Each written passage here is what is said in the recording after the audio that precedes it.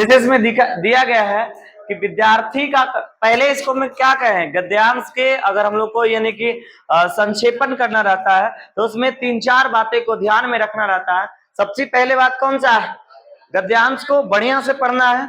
दूसरा बात, मूल बात को पहचानना है कि गद्यांश में कौन कैसे क्या हो रहा है। तीसरा बात में हम लोग लिखे थे भावनात्मक जो चीजें रहेगा उसको क्या करेंगे, हटा देंगे। और उसके बाद अपने शब्दों में उसका क्या लिखेंगे, गद्यांश का सारांश लिखेंगे, और जिसमें शब्द सीमा को कितना रखना है, हाँ इतना से बीच में रखना है। इसमें एक दिया गया है, एक छोटा सा गद्यांश है, विद्यार्थी के कर्तव्य है,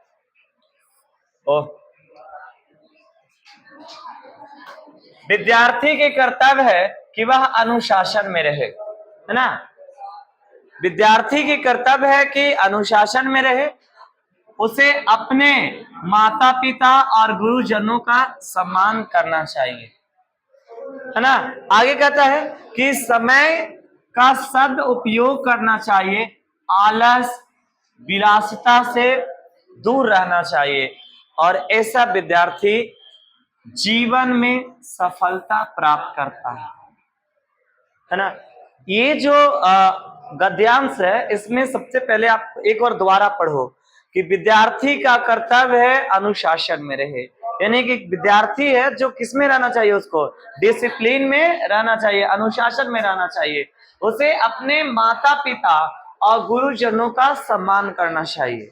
तीसरी जो अगला है इसमें कि समय का सदुपयोग करना चाहिए, आलस और विलासिता, विलासिता का मतलब खूब आराम के चीजें, कहा जैसे थोड़ा सा गर्मी लग रहा है तो सर गर्मी लग रहा है पंखा चालू कीजिए, ये सब चीजें नहीं होना चाहिए। थोड़ा कष्ट भी सह कर करके और उसमें ये करने की क्षमता होनी चाहिए, ऐसा विद्यार्थी ही जीवन में सफलता प्राप्त करता है।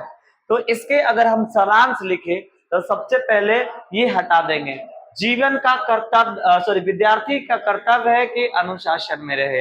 यहाँ से हम इसको सारांश में अगर लिखें तो लिखेंगे विद्यार्थी को अनुशासन प्रिय और समय का ध्यान रखना चाहिए, लिखता है समय का सदुपयोग करना चाहिए। तो ये कहता है विद्यार्थी को अनुशासन प्रिय, समय के पाबंद और आज्ञाकारी होना चाहिए।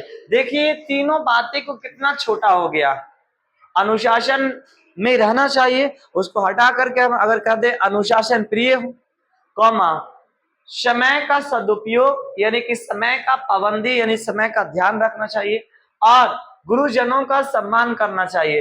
अगर आज्ञाकारी होगा तो नो डाउट वो क्या करेगा, गुरु या माता पिता का सम्मान करेगा, तो वो सम्मान करना चाहिए। आलस और विलासिता को दूर रहकर सफलता प्राप्त कर सकता है।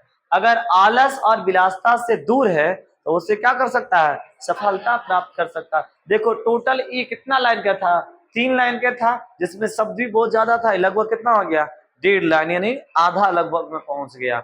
दूसरा अगर हम लोग देखें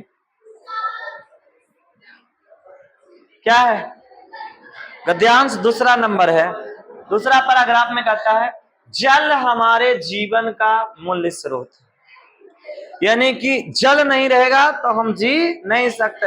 महत्व किसकी बात कर रहा है, जल की। उसमें बताया था ना कि मुख्य बातों को पहचानना, इसमें जल के महत्व के बारे में बता रहा है।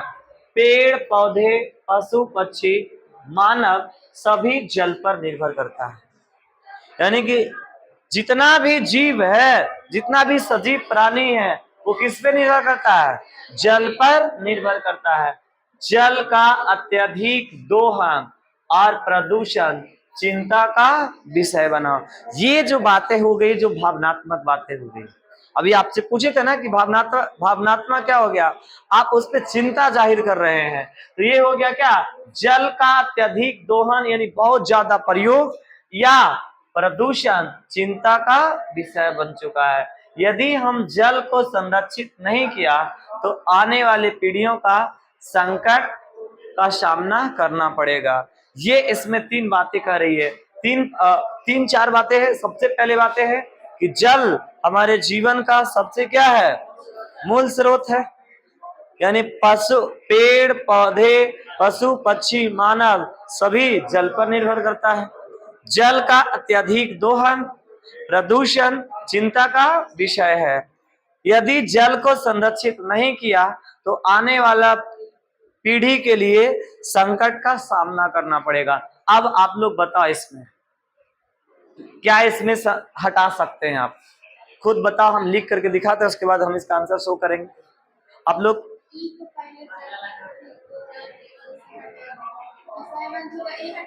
हाँ, और